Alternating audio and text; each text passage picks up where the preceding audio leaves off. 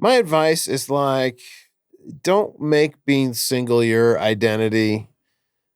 Just figure out like being single is just one aspect of your identity, and it's a powerful one that we should spend a lot of time talking about.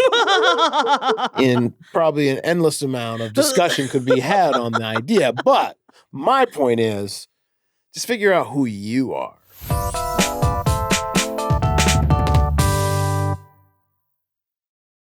When was the last time you needed to go to the doctor and made an excuse not to? Like saying, I'm too busy, or probably heal on its own, or I don't even know which doctor to go to. Yeah, I've been there. Finding a doctor can be such a hassle, but Zocdoc makes it so much easier. Zocdoc is a free app and website where you can search and compare high-quality in-network doctors and instantly book an appointment. They've got more than 100,000 doctors across every specialty, from mental health, dental, urgent care, dermatological, you name it. You can filter for doctors who take your insurance, who are close to you, match exactly what you need, and have great reviews from real patients. And when you find someone you like, you can see their actual openings and book your spot right then.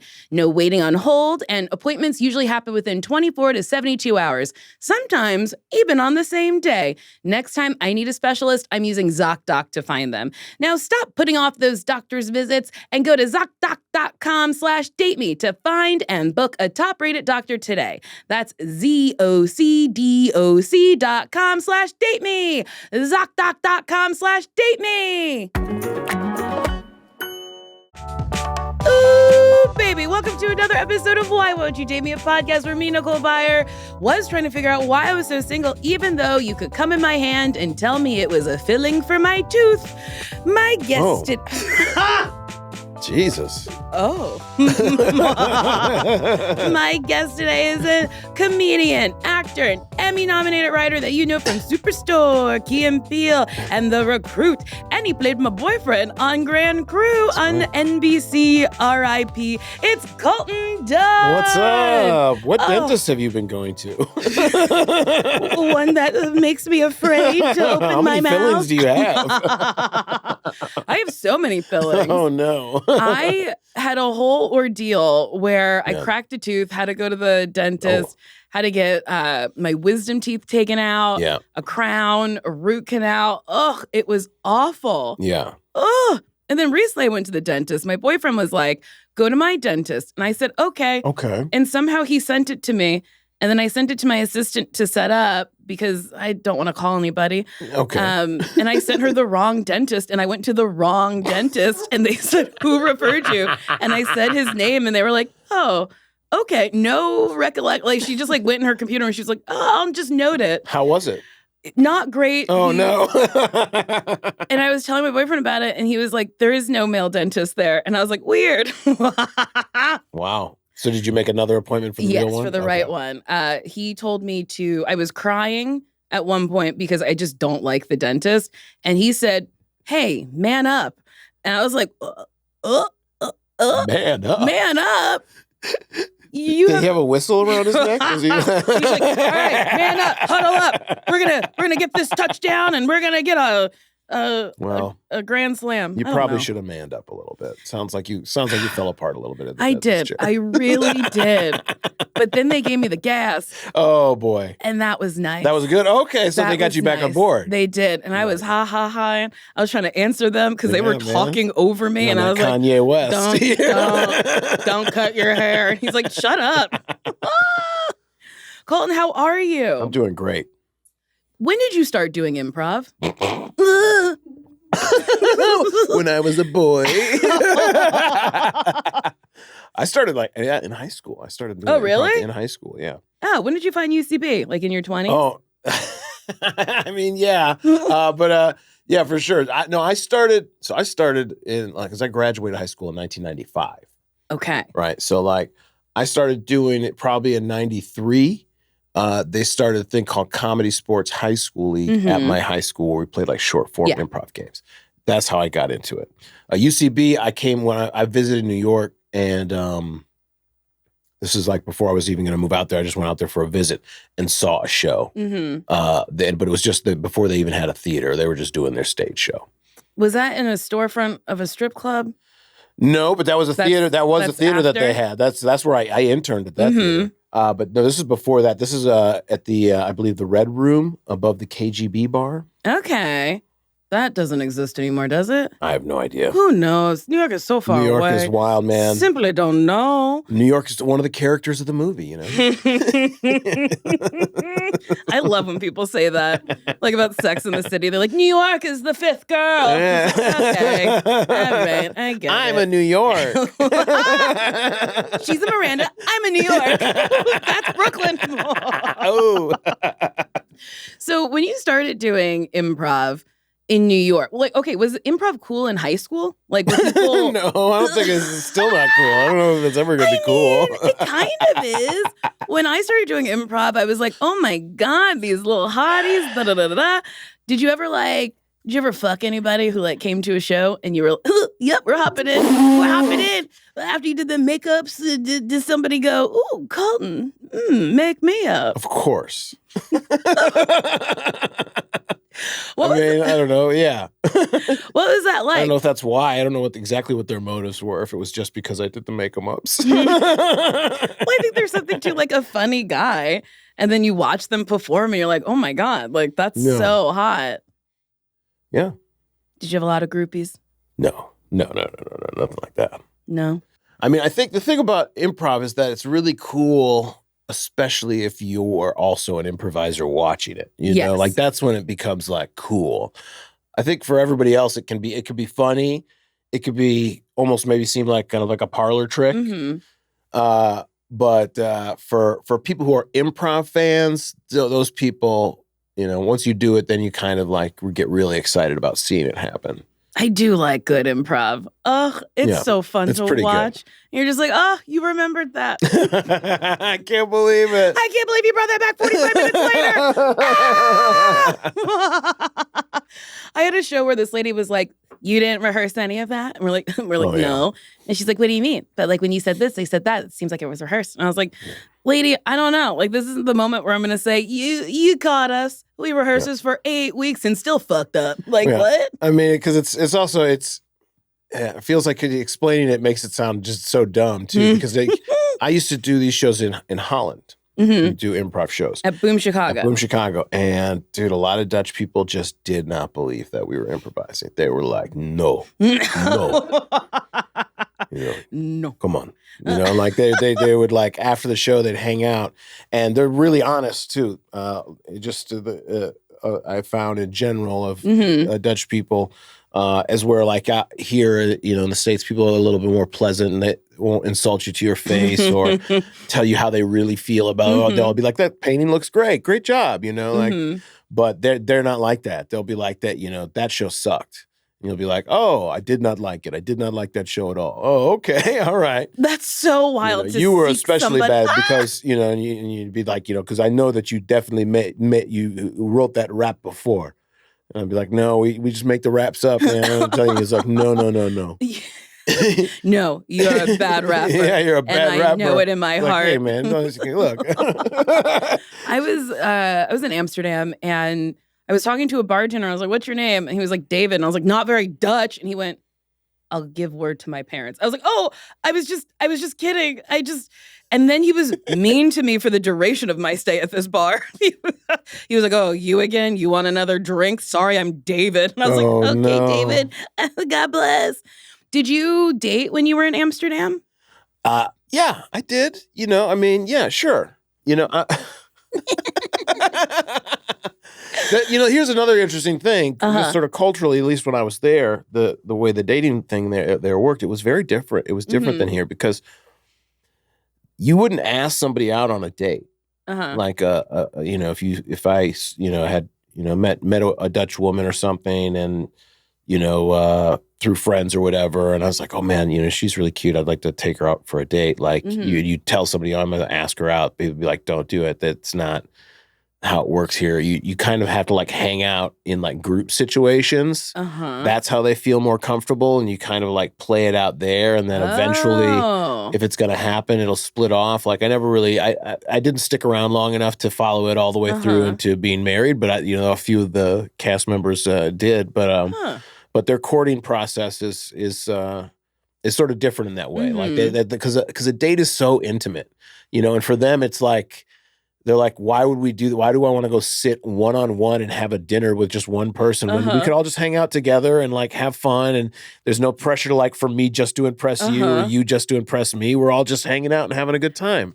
I mean, it does make sense. Yeah. A date is incredibly intimate. Yeah. You are going by yourself to be like, I hope this person likes just me. And I don't have anybody to bounce off of except for a server. It just makes it so desperate for both people. It is very desperate. Dating is one of the most desperate things you can do. I'm so glad I don't have to do it. It's nice, right? Yeah. To not be in the streets. I love it. In Paris or in France, apparently, you like go on a date, but you never make it official. You just stop seeing other people and then hope that person does too. And then once you're together long enough, you're like, I guess we're a couple. Oh, well, but do you even discuss whether or not you've stopped seeing other people, or you just kind of like from what notice or what I saw on it was like a YouTube video? No. Okay, so they're just the assumption is you're seeing a bunch of people. Yeah, until you're like, I guess until you're like, let's get married, and then it'd be like, okay, so we're not going to see other people. Oui, I will not see. I mean, at least that's clear. At least it's a clear. Everything's stacked up. It's not like this thing. So yeah, Because here it's very convoluted. You're just like, okay, we met one-on-one. I think I like you. We'll go out again, and then hopefully you'll call me back or text me back, or you'll just ghost me. Yeah. Colton, how did you meet your wife? Oh, wow. Well, we've known each other for a long time prior to us dating and then getting married. Mm-hmm. We were friends. And so I actually met her.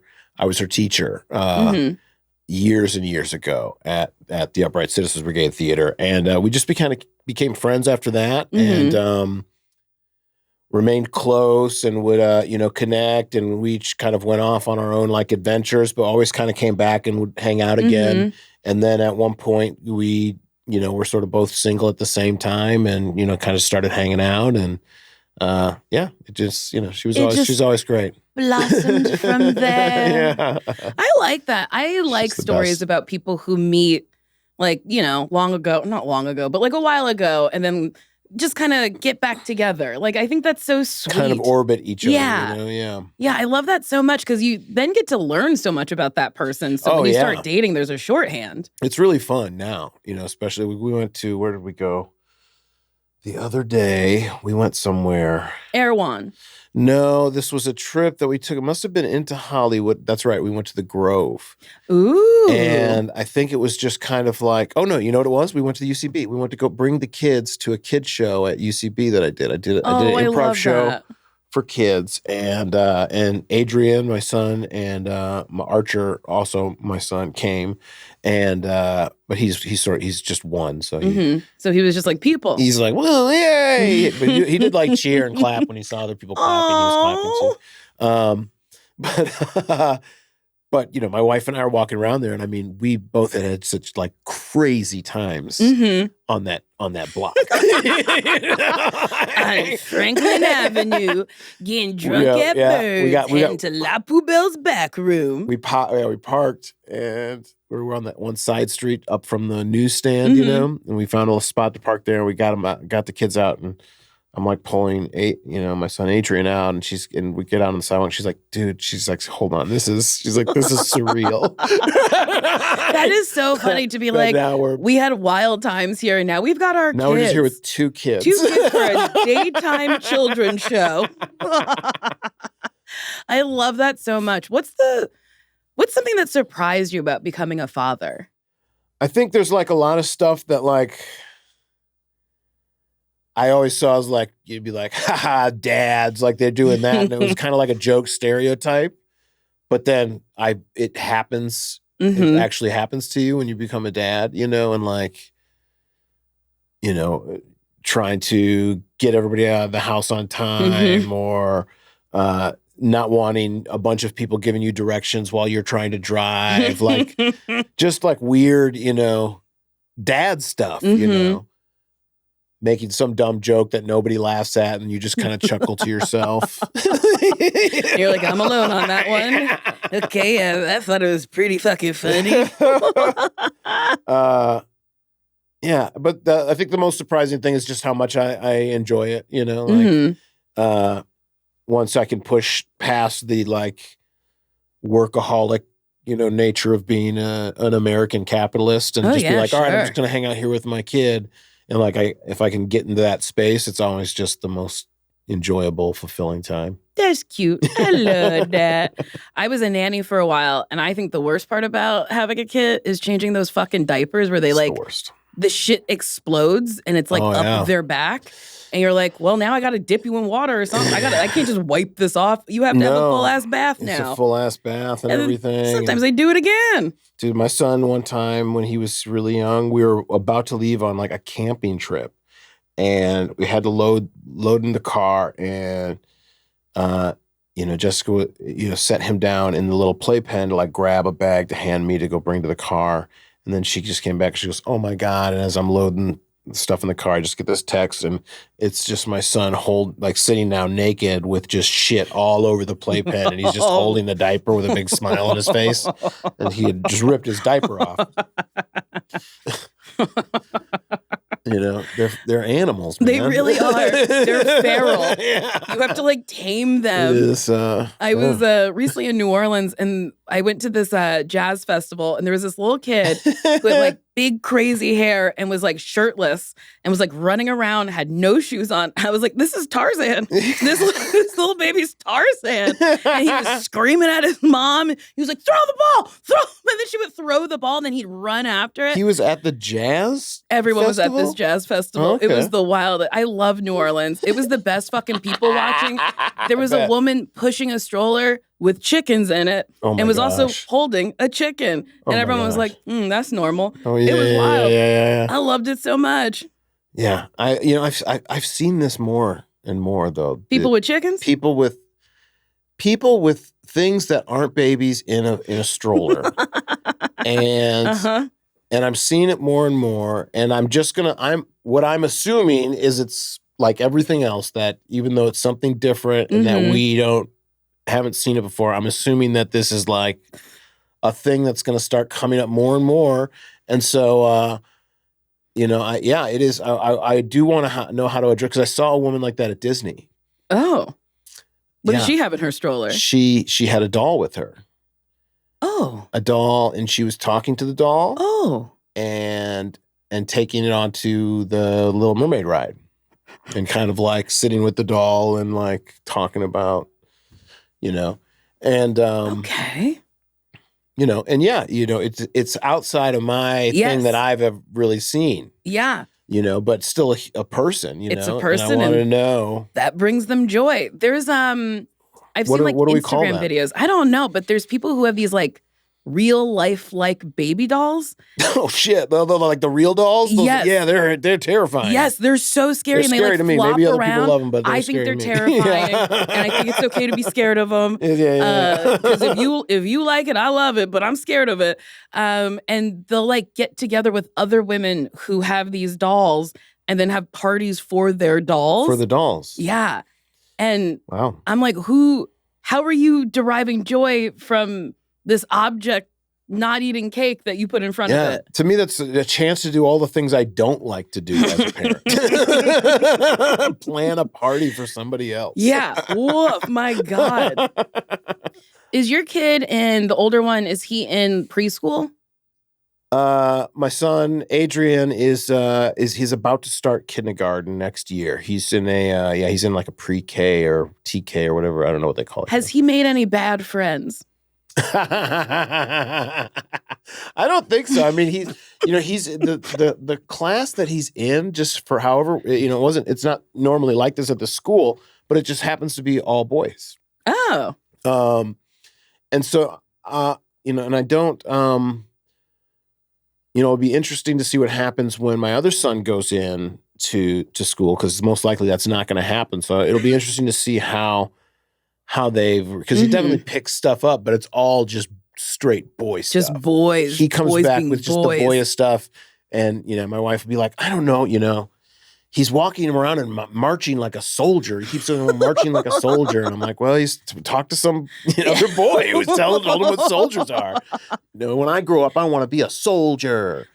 and like stuff like I that. love America. I want to be a soldier. Well, and he's not even gotten to that point that it's like a soldier for a anything. country. It's just this idea of a soldier who marches and carries a gun and, I nannied a little boy who he started going to like pre-K or whatever.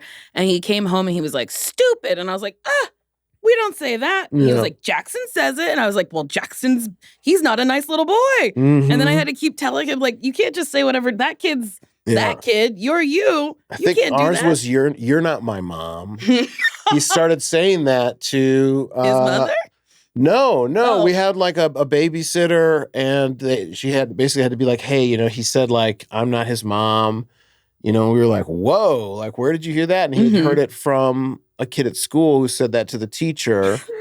And so now it's like this whole thing of like really having to be like, no, you can't say that, and teach him about like status and listen to adults, when we put them in charge.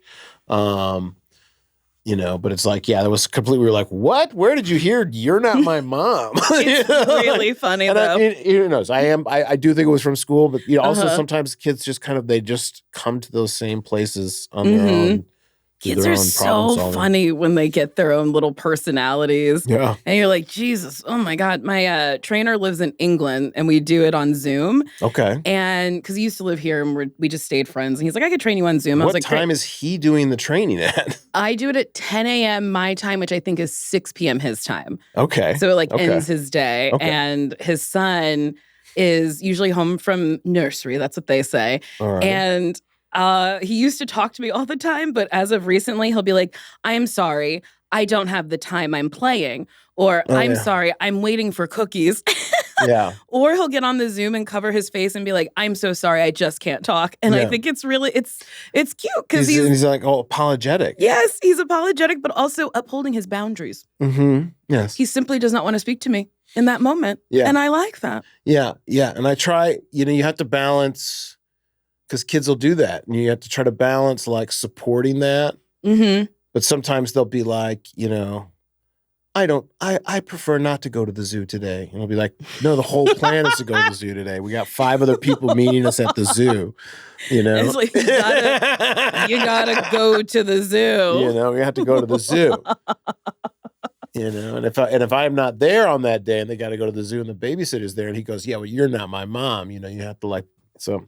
Yeah, you gotta be like, well, you gotta have boundaries, but you gotta go to the zoo, and that person is not your mother, but you gotta listen to her. Yeah. God, that's so. You're not my mom. Yeah, man. I can't imagine being a teacher. Kids are they're smart and they have access to so much shit, and they just if a kid was like, "You're not my mom," I'd be like, "You're right, I'm not. Yeah. I'm no one's mom. I'm so sorry." And cartoons will do it too, because they'll have the bad kid character in a cartoon. Oh, yeah. But if you don't have the context, and some kids will just watch there's a character in Bluey that we were watching, and he just loved this character because they're so funny to him. But it's the worst character. It's so bad. He's the whole idea is that he's misbehaving or whatever, but he just thinks it's the funniest, And so you're like, hey man, that's not cool, man. And he's like, yeah, okay. Growing up, I had this book growing up called Bootsy Barker Bites. And Bootsy was a bully, and I loved her because she had a fabulous hat. And I really couldn't move past it. I was like, I want to be Bootsy when I grow up. And my mother was like, no, Bootsy's mean to the girl. So you can't be Bootsy when you grow up. Was the book really called Bootsy, or was it named after the other girl? It's called Bootsy Barker Bites. Okay. And I guess it was titled after Bootsy because she was the aggressor. Yeah, she's the one biting. Yeah. Like a dog bites or whatever. But she's a star. She's the star. It's not named after the other girl. I'm almost 40. Or 62. Who knows how old I am? And I remember Bootsy. Hey, I don't remember this other idiot. If you're a bully, you can do anything you want in this country. Anything you want. It is good to aspire to be a bully. US and get to the White House and make up your own agency. So you got to give it up, I have a wait. Before that question. Oh, yeah, some sponsors? Let's take a break. Okay, great.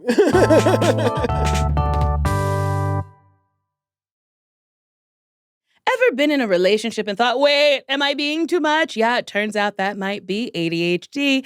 And there's a podcast that actually gets into that. It's called Sorry I Missed This. It's hosted by Kate Osborne, who's a sex educator, and it's all about dating, sex, and relationships, but specifically through the lens of ADHD. And as someone with ADHD myself, this hits me like, oh, this could actually help me figure some things out. Like, why do I spiral during breakups? Why does physical touch sometimes feel like too much? Why do I shapeshift into whatever the person I'm dating into is?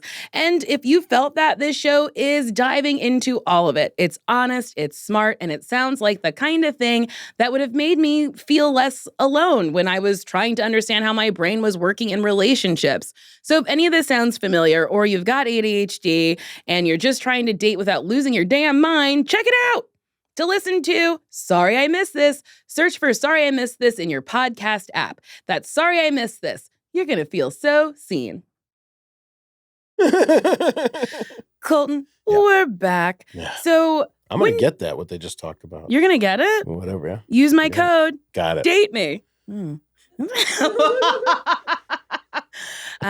wrote an op-ed about being called the Black Seth Rogan by a casting director. I did. When you heard that, what was your initial thought? I mean, I just thought it was on par with everything else and how she talked to everybody else. So it just fit in. Wait, so she said this in front of other people? Oh yeah, this was in the whole. Did you not do this? Did you do the CBS Diversity Showcase? Honk, honk, honk. I didn't say it. Honk, honk, honk. We can bleep that out with a little honk, honk, honk. I'm pretty sure I didn't say it in the article, but oh God, yeah. Because this was because it was also when I wrote that, I don't remember what had happened. It was I think it was had to do with maybe something else happened with the CBS Diversity Showcase at some point, and I just kind of gave my 2 cents on it. But yeah, no, at the time it was it was just kind of like, okay, she just kind of like, it was at the time, a kind of frumpy, not black guy who's successful and does comedy and wants to write. And I was a half black, half white guy who was kind of frumpy and wanted to, so she's like, that guy's the Black Seth Rogan. That's you, Uh-huh. So from her point of view, that's inspiring, yes.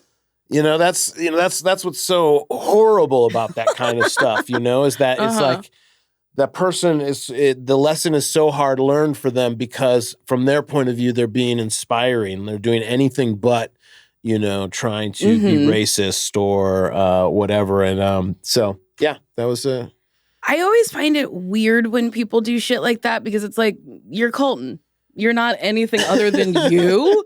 And it's just very weird to try to quantify you with somebody else. And that whole experience was so nuts. I gotta say, I have heard him laugh before. And there's sometimes with his laugh and my laugh that some people have pointed out that there's a register that, I don't know, giggle guys hit sometimes. Giggle guys. Giggle guys hit sometimes. She told me, she was like, it doesn't matter if you lose weight or not. You'll always just be the best friend. And I was like, okay. Oh, Jesus. Okay. Thank you so much. Oh, my gosh. There was so many wild things that happened at that time. That was like a straight up, you got to lose weight. You need to put on weight. You need, just straight in front of everybody saying this stuff. And it was kind of like, yeah, there was right before all that stuff kind of fell apart, as far as being acceptable. But it was, all those stories were all true, that everybody talked about. And yeah, there was one girl in my class, I don't know, in my group, who was Latina, and she was like, you need to lean into that, be spicier. Oh, yeah. And I was like, I don't think you could say that out loud. Be spicier. Do you want her to throw pepper at you? What do you mean? It was just so wild that the way that they would describe people. And she was a white woman, and it was just she would say, and you're in a basement. There's no windows, and you're like, am I fucking going crazy? What's happening? It's insane. It was insane. It was an a insane wild place. process. It was an insane place. Very talented people went and did that though. Met some really cool people. Same.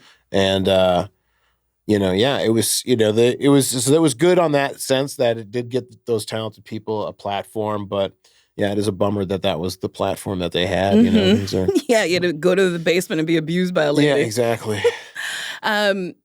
We got to act together. We've gotten to perform together. It's been wonderful. But on Grand Crew, it was so fun and joyful working with you because, like, I don't know, like you just bring levity to shit, and it was just like fun. We were like improvising stuff. Oh yeah. How do you keep? This is a weird question. How do you keep such like good spirits when you're like on a set for fucking 10 hours, waiting 3 hours for shit to be lit? They pay you a lot of money. I'm fucking, that's how. What are you talking about? How? No, you're right. You're right. My phone is staying on. I'm happy. Nobody's taking my car. This is great. That's about it. I mean, it's because it is, it's pretty. When you're in it, there are things that you could do that are like, oh, it could be a better situation that I'm in right now. But if you scan back, you're in such a great situation that, it's never that bad, like it really you have a late shoot, you're getting frustrated. They could have shot, so, I did something recently where we shot this whole scene and then we got to lunch and then they were like, all right, that's lunch. And like, we'd shot everything. I was like, okay, we got everything. And then they were like, well, no, we need to get this, we need to get like this, like a pickup over your shoulder holding something, some pushing on a license or something like that. And I'm like, oh, okay. And I'm assuming, we'll just do that after lunch then, right at the set that we were just on. But no, they had to like move to another set. So then like, lunch ends. And then nobody comes to get me, and then it's like another couple hours, and I'm like, what the heck? And I go down, and I'm like, hey, what's going on? And they're like, oh no, we actually had to shoot this other stuff, and then we're gonna do yours thing right before the end. And I was like, oh, like the last thing of the day? I guess it's gonna be like in and out. In those situations, there's, there are, our worlds where people, and maybe they have plans or whatever, but will be like get really upset. Yeah. Get really angry about that. I mean, fuck it. I'm on YouTube. I'm sitting in my trailer and watch YouTube, like hit free food at the craft station.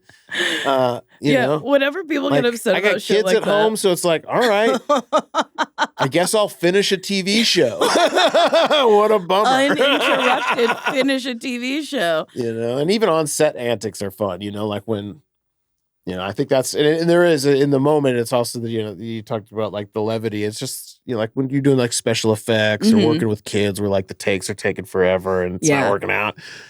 But I don't know. I feel like you'd benefit nothing by letting that kind of stuff get you angry. Yeah, but you'd be surprised. I have worked with some people where I'm like, whoa, you're the grumpiest fucking person I've ever met in my whole life. You're mad about everything. Yeah, I don't get it. Hey, I don't either. I don't understand. It seems like such a waste of energy to be angry about that kind of stuff.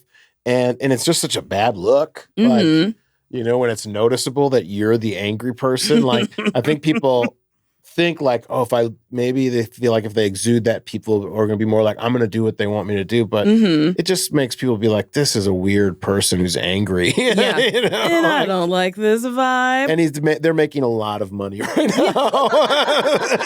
Yeah, per hour, you're making a shit ton of money. You're making a whole bunch of money right now. I was on a show. I did like a couple episodes of something, and same thing happened to me. They had me come in at like right after lunch, and I was like, oh, I'm looking at the call sheet, and it looks like you have a huge setup because it's the whole cast, and it's 5 pages. I was like, can I go home and come back? And they were like, no. And I said, oh, okay. And then I napped for like 5 hours. It was lovely. I had a nice sleep. I loved it. Turn on the AC, got a little blanket, got a little cozy. There you go. It's nice. Relax. What am I going to take a walk? What am I complaining? I'm so happy to work. I have a trailer. Oh my word. Isn't that fun? I fucking love a trailer. I did a show recently with some actors who are from South Korea. And over there, they have a different sort of etiquette when they're shooting, and they don't get trailers. The actors don't get like a trailer. There might be a room for like makeup, and for hair or something. But they have to, on their own money, mind you, they pay for a car and a driver. And that person brings them to the set. They give them like a place to park, and they can go hang out in the car if they want. They can yeah. And so, got to be grateful. Truly. A trailer's lovely. And, even a teeny tiny trailer. Ooh, those three bangers where it's like a little honey wagon. Rooms. Yeah, I'll take man. it. Sure. A little bathroom. A little bench. A desk. Will I do work? Yeah. What's the biggest trailer you've ever had? Just a halvesies. I've never had a full. You never had a full? No.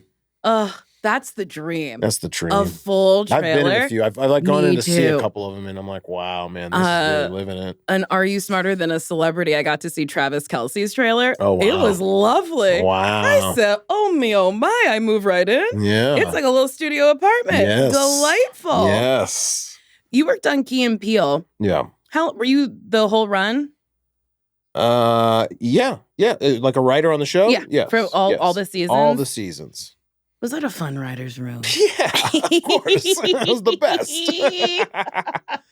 I know. What a dumb question. We finished at like 2:30, 3 o'clock. It was a great job. Wait, what? That's great. Yeah. Those are nice hours. But also, I truly maintain after like 6 hours, nothing funny is going to happen. Go home. Yeah. Go home and sleep on it. Yeah, chill out. What was your favorite sketch you wrote? Oh my God, come on. I mean, some of my favorite ones, obviously the valets are one of my favorite sketches where the guys really love Liam Neeson's. When I first moved to LA, I slept on Jordan's couch. And he was on Mad TV at the time. And so a lot of the sketches in that show are kind of extrapolations on things that I would have said or did. So like Liam Neeson's like, that's me talking to him about this guy that I love. I love old Liam. And I just be in his living room, just watching Liam Neeson's movies over and over again.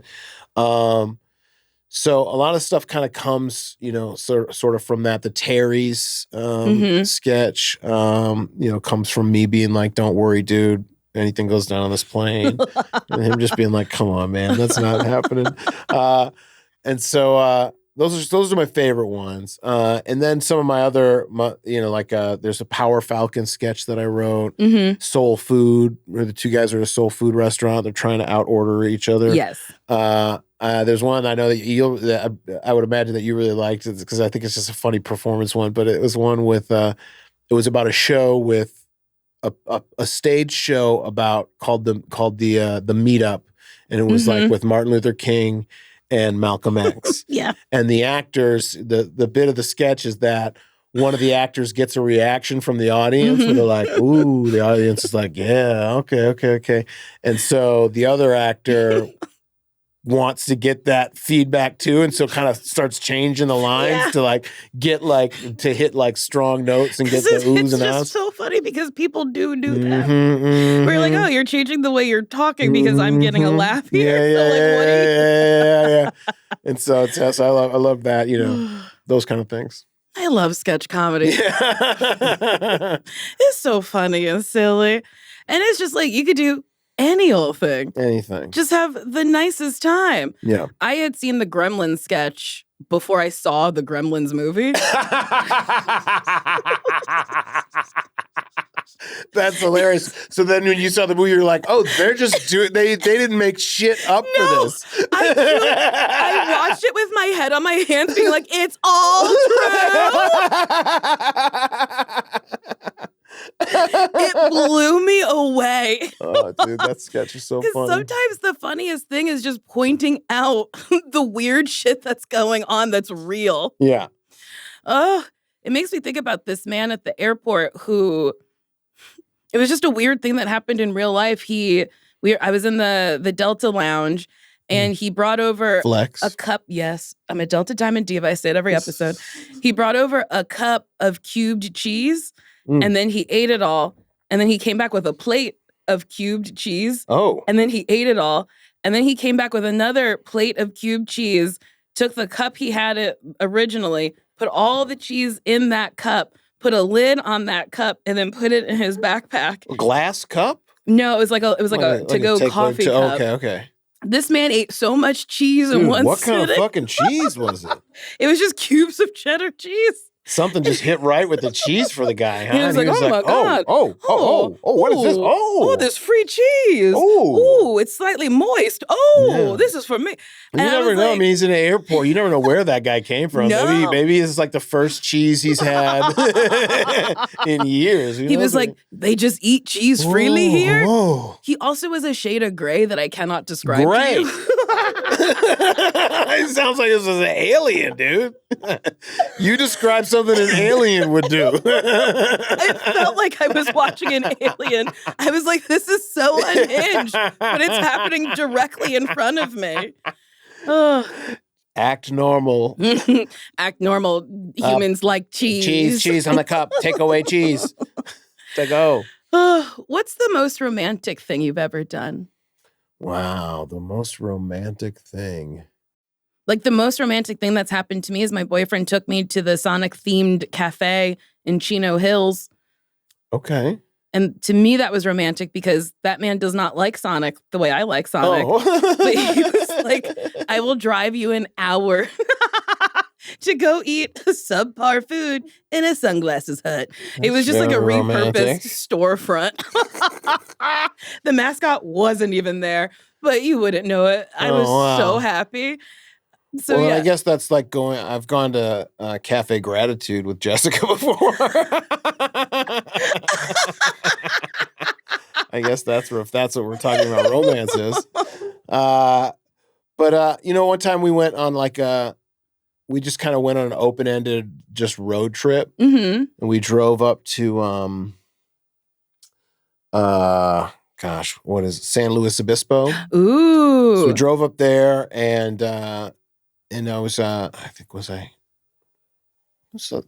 was probably on Superstore at the time. It must have been. Mm-hmm. Because I got like this, I kind of surprised with a really nice hotel room right on the coast. This really nice hotel.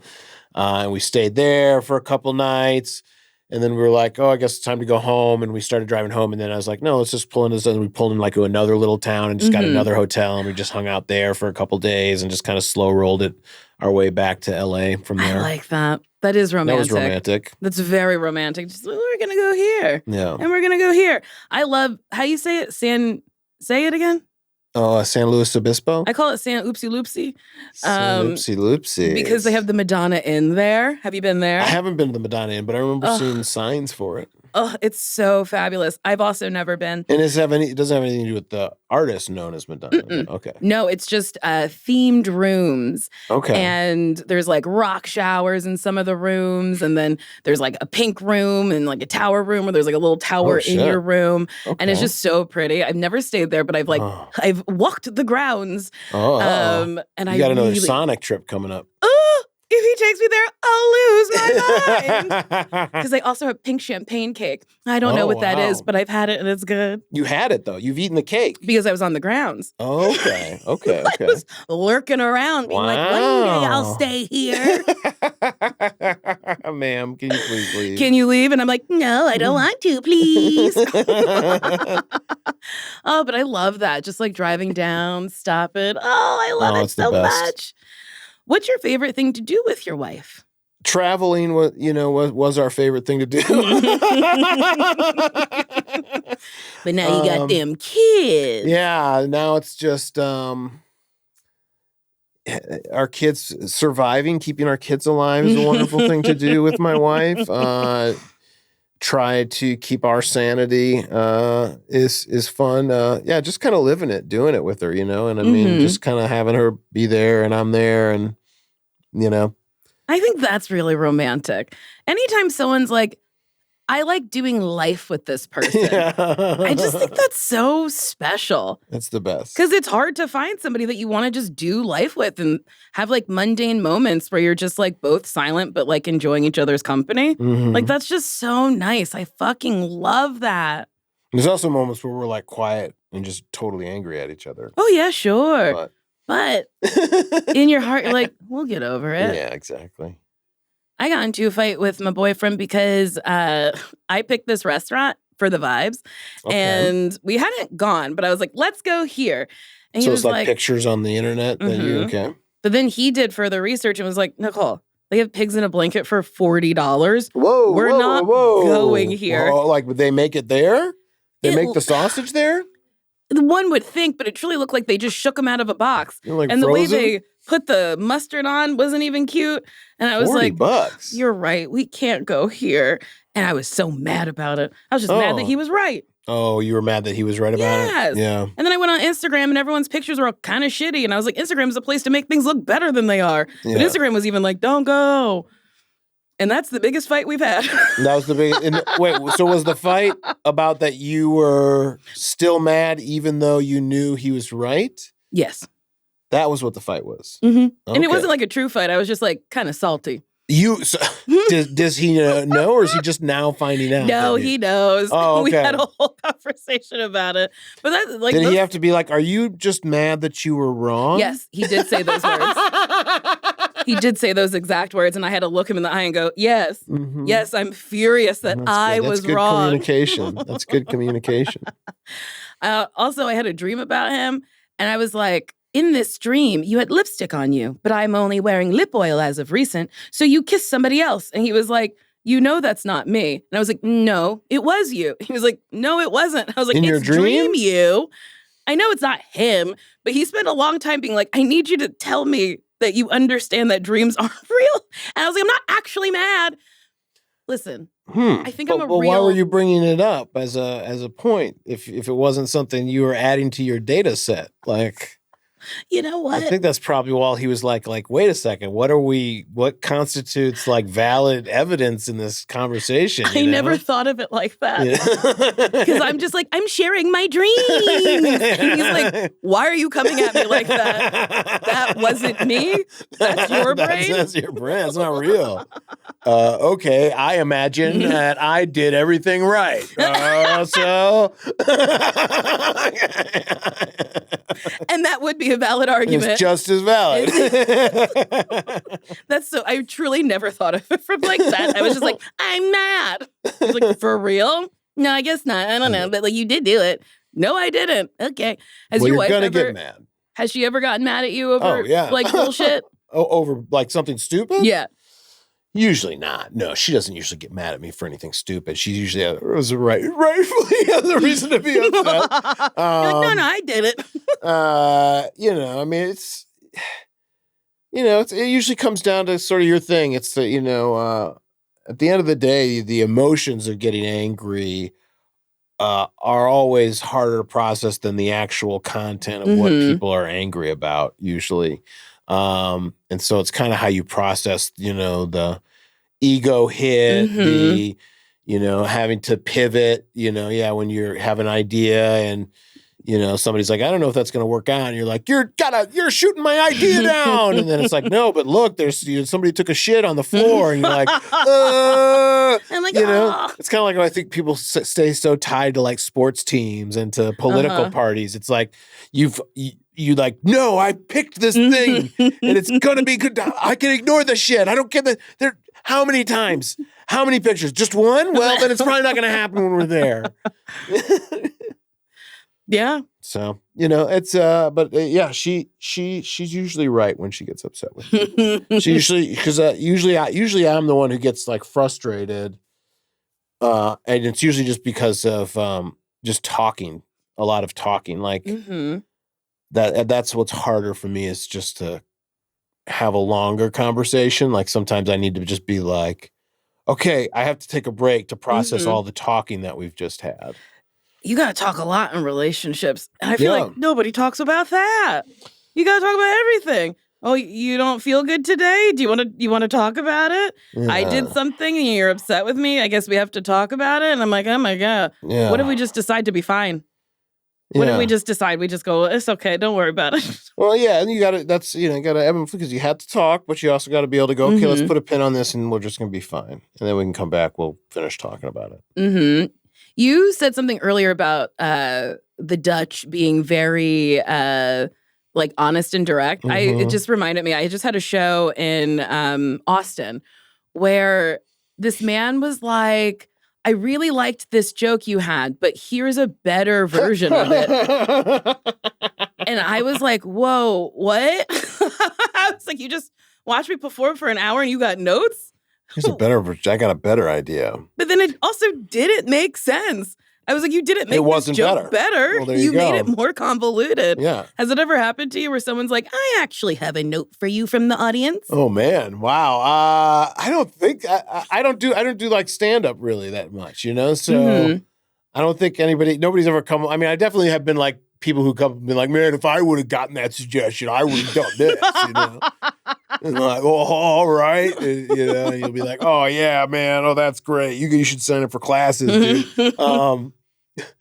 But yeah, no, that is fair. But yeah, I've definitely had that situation where the person in the audience is kind of like, yeah, man, if I was up there, I could have done this or should have done that, you know. Which always, like, it just blows me away because I'm like, then do it. Don't go to shows, go perform, get up there, have a nice time. Yeah. And then I had another guy be like, oh, man, you're funny. You got to keep going. And I was like, oh, I was going to quit tomorrow, but I met you. You got to keep going. I'm going to keep going. That's what I'm going to do. Yeah. Well, you know, people don't know what to say. Just go, I liked it. I had a nice time. Yeah, That's but it. it's like they want to express how much of a connection they had. And yeah, giving a suggestion, you know, is sometimes people's way of like, you know, trying to show you that they care about something. Pineapple! You know, like those Dutch people, they're being honest because they respect me, you know. Like to them, to tell me they just like the show and walk out would be like, that's disrespectful because they're lying to me, you know? So it's so funny. I can't lie. I simply can't lie to this stranger. Yeah. Colton, here's a question. Okay. Do you have any advice for single people? My advice is like, don't make being single your identity. Just figure out who you are. You know, being single is just one aspect of your identity, and it's a powerful one that we should spend a lot of time talking about. In probably an endless amount of discussion could be had on the idea. But my point is, you know, it's like be where you are and enjoy it. And you know, try to enjoy what that life means. And I'll say this as somebody who's married. Enjoy not doing that. You know, even if that's your goal to be married and to have kids, that's a great goal to achieve, but just make a list of basically everything. And go, okay, I can never do this again, or I won't do this for, you know, 4 to 5 years. And even if I do it, it's going to be some weird truncated version of it, you know, going on a trip, going to the bar and ordering wings and watching a game, you know, like go really enjoy those moments and just know that, you know, it's going to happen. I got married. I was older. I had, you know, my kids when I was older. You know, you don't have to, you know, feel like, especially in your 20s, just fucking live it, enjoy it, be single, mingle, also be fine not mingling, you know? Yeah, sit just down. getting out there, being yourself, enjoying it. Learn from the Dutch, you know? Don't feel like you have to attack each person of interest on a one-on-one target. Like find a group of people to hang out. Find a group of improvisers or people who play adult league dodgeball or some other thing and hang out with a group, you know, and you know, find you know, partnership in that. I like that. Because some of my platonic friendships are my most fulfilling friendships. For sure, man. I love my fucking friends. Dude, I miss my friends so much. You know, like it's, you know, not like I never see my friends, but you don't see them as much when you have a kid. When you have kids. And, you know, yeah. So, yeah, enjoy those friend hangouts where you just meet up and go like, I guess we'll just go to the movie and stop at this random store afterwards. And, you know, oh, gosh, I wish. Speaking of movie. Wish I had nothing to do. Have you seen A Working Man? Have I seen A Working Man? The movie. No. Jason Statham? Is this a new action movie that's out? I haven't seen it. It's fun. Oh, it is? Yeah. What? The last one I saw was The Beekeeper. Ooh. I love The Beekeeper. Okay, is this in the same world as The Beekeeper? It's not as good as The Beekeeper. Not as good as The Beekeeper. Okay. It was one of my top movies of the year, but it's up there. What is he in this? Is he a janitor? What is he? A working man. Okay. He is. He works at a construction site, so I think he's a foreman. Got it. Okay. And he works for a family. Someone gets taken, and he's gotta go get them. He's gonna get this person back. It's great. I had a nice time. I like seeing Jason Statham movies in theaters because I feel like it's like fellowshipping. Yeah. Everyone's there because we love Jason Statham. Oh, yeah. And in the movie, someone goes, "He's a working man," and we all cheered.